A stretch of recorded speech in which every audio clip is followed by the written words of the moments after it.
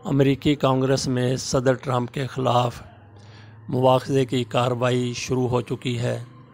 صدر ٹرمپ اور ان کے حامی پر امید ہیں کہ وہ اس کارروائی میں بالکل شروع ہو کر نکلیں گے، جبکہ صدر ٹرمپ کے مخالفین پر امید ہی نہیں پر یقین ہے کہ وہ صدر ٹرمپ کو اس کارروائی میں، اس مواخذے میں مار گرائیں گے، صدر ٹرمپ کی چھٹی ہو جائے گی۔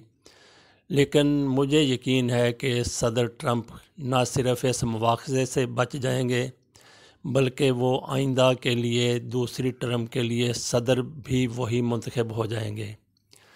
تو اس حوالے سے میرے پاس یقین کی کیا وجہ ہے؟ یقین کی وہی وجہ ہے جو ٹرمپ کے الیکشن سے قبل تھی۔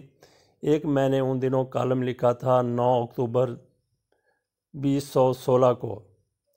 یہ امریکی انتخابات سے 1-2 ماہ پہلے کا کالم تھا، تو اس میں نے جسٹیفائی کیا تھا کہ ٹرمپ جیت جائیں گے، ہیلری کلنٹن ہار جائیں گی۔ اس کی وجہ بھی یہی تھی کہ ایک قانون ان دنوں بنا تھا جس کا نام جاسٹا رکھا گیا تھا۔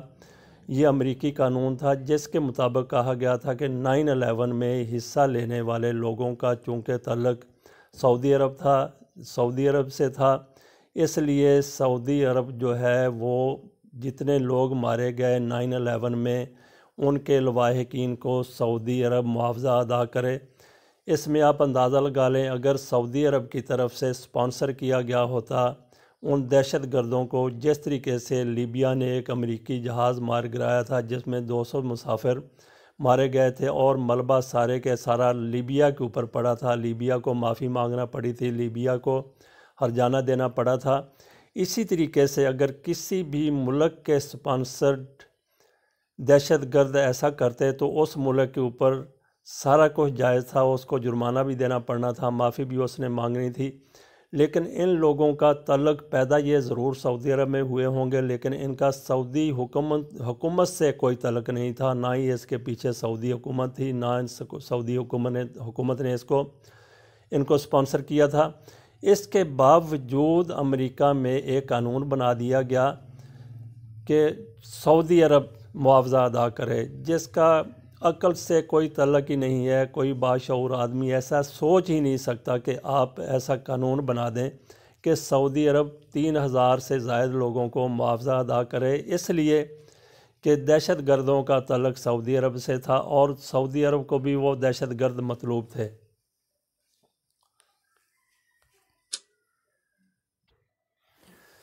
یہ جاسٹا قانون پھر جب ان کی کانگریس میں گیا، پارلیمنٹ میں گیا، تو اندازہ کر لیں کہ وہاں سے یہ کس اکثریت کے ساتھ یہ قانون منظور ہو گیا۔ کانگریس نے 76 کے مقابلے میں 348 ووٹوں کی بھاری بھرکم اکثریت سے اس قانون کو منظور کر لیا۔ بلکہ ہم زیادہ تفصیل میں نہیں جاتے، مختصراً بتا دیتے ہیں کہ اوباما نے اس کو ویٹو کر دیا تھا۔ اس ویٹو کو پھر مسترد کرنے کے لیے، ویٹو کرنے کے لیے 76 کے مقابلے میں 348 ووٹ آئے تھے۔ اس سے آپ اندازہ کر لیں کہ یہ جن امریکی سب سے پڑھا لکھا لوگ جو امریکہ میں ہیں، کانگریس میں سب سے زیادہ پڑھے لکھے لوگ آتے ہیں، اور ان پڑھے لکھے لوگوں کی یہ حالت تھی کہ انہوں نے بھی ایک ایسا نان سینس قسم کا قانون بھاری اکثریت سے منظور کر لیا جس کا کوئی جواز ہی نہیں بنتا تھا۔ 76 کے مقابلے میں 348 ووٹوں سے منظور کر لیا اور یہ کہہ دیا کہ امریکہ کو سعودی عرب کو ہرجانہ ادا کرنا پڑے گا۔ تو جس طریقے سے انہوں نے ویٹو کیا، اس سے تو یہی نظر آتا تھا کہ یہ لوگ مسلمانوں سے شدید نفرت کرتے ہیں، جنہوں نے ایسا عقل سے ماورا قانون منظور کر لیا اور اس کو ویٹو کر دیا، جو اوباما نے ویٹو کی تھی اس قانون کے حوالے سے۔